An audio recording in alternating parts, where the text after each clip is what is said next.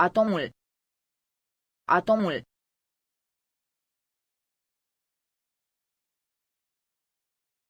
Atomul este cea mai mică particulă dintr-o substanță care, prin procedee chimice obișnuite, nu poate fi divizată în particule mai simple.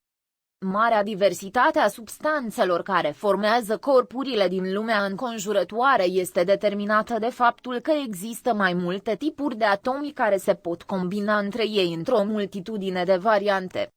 Atomii se deosebesc între ei prin structură, dimensiuni, masă și proprietăți.